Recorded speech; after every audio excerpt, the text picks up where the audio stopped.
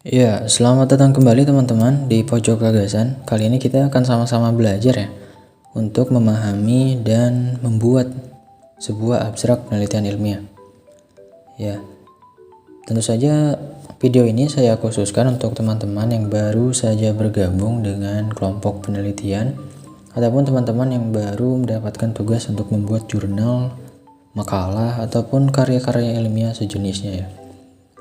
Nah, saya di sini ada punya contoh jurnal yang sudah saya buat dan sudah publish juga.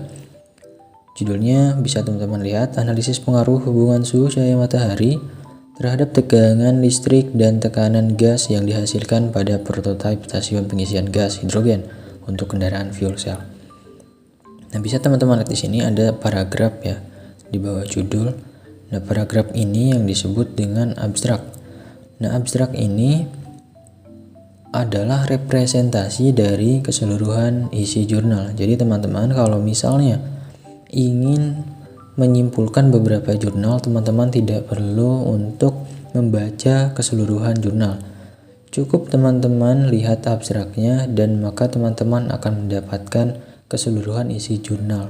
Karena keseluruhan isi jurnal telah dirangkum ke dalam paragraf kecil ini dan dinamakan abstrak. Jadi abstrak ini adalah sebuah paragraf pendahuluan untuk penampilan dashboard utama ya. Dashboard utama sebuah penelitian ilmiah. Baik. Tentu saja penelitian yang bagus memiliki abstrak yang baik juga.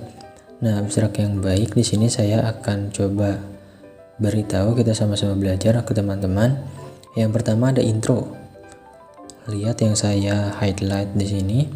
Nah, intro ini merupakan kata-kata atau narasi yang dibuat oleh si peneliti untuk mengangkat isu apa yang sedang berkembang atau masalah apa yang akan diangkat oleh si peneliti.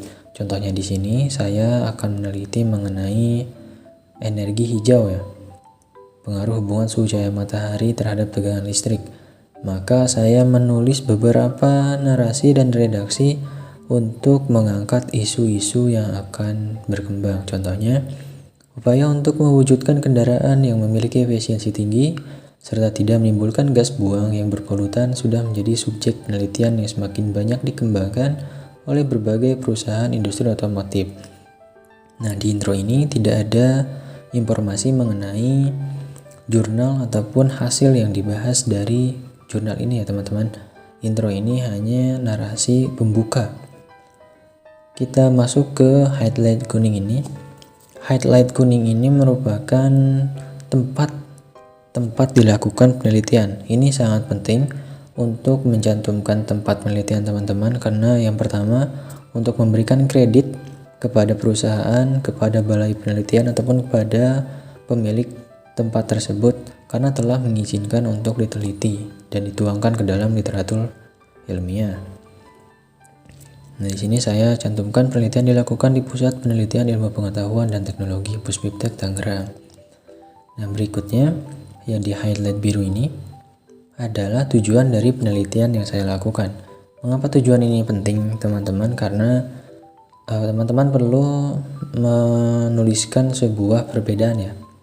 Perlu kalian catat bahwa sebuah penelitian itu bagus karena penelitian tersebut memiliki nilai jual atau nilai beda, nilai novelty yang bisa ditawarkan pada jurnal yang kalian buat.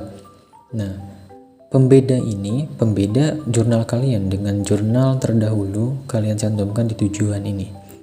Bisa kalian lihat tujuan penelitian saya untuk menganalisis, mengkaji, dan merancang sistem pengisian gas refueling stasiun gas hidrogen seperti itu. Lalu berikutnya metodologi penelitian. Teman-teman lihat yang hijau ini. Yang hijau ini adalah metodologi penelitian yang saya lakukan untuk menyusun atau meneliti hal yang telah saya lakukan. Teknik pengumpulan data dilakukan dengan metode deskriptif eksperimental. Ya, saya menggunakan metode deskriptif dengan jenis penelitian eksperimen. Variabel yang digunakan ada suhu cahaya terhadap tegangan listrik yang dihasilkan. Nah, perlu teman-teman cantumkan bahwa metodologi penelitian ini penting karena teman-teman perlu mendapatkan teknik penelitian yang sesuai dengan langkah-langkah ilmiah. Dan yang terakhir tentu saja di kesimpulan ada hasil penelitian. Nah, perlu teman-teman perhatikan ya.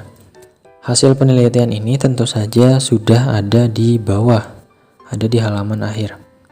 Tepatnya di kesimpulan ataupun di pembahasan. Artinya, jika teman-teman mendapatkan pandangan dari dosen ataupun teman-teman kalian yang mengatakan bahwa abstrak ini harus dibuat sebelum pendahuluan ini. Padahal wajarnya teman-teman, abstrak dibuat setelah semua isi jurnal ini telah rampung atau telah selesai. Karena nantinya ada hasil penelitian yang harus dicantumkan di abstrak. Seperti itu. Atau kata lain, teman-teman sekalian, meskipun abstrak ini letaknya setelah judul, tepat setelah judul, tapi penyusunan abstrak ini wajarnya atau layaknya itu disusun di akhir penelitian setelah teman-teman menyimpulkan kesimpulan pada penelitian kalian. Seperti itu. Lalu yang terakhir ada outro. Outro ini sama dengan intro, hanya saja narasi yang digunakan di sini adalah penutup dan ditempatkan di akhir paragraf. Mungkin demikian yang bisa saya sampaikan mengenai tips dan trik memahami dan membuat abstrak penelitian dari jurnal atau karya ilmiah sejenisnya. Sekian, semoga bermanfaat. Terima kasih.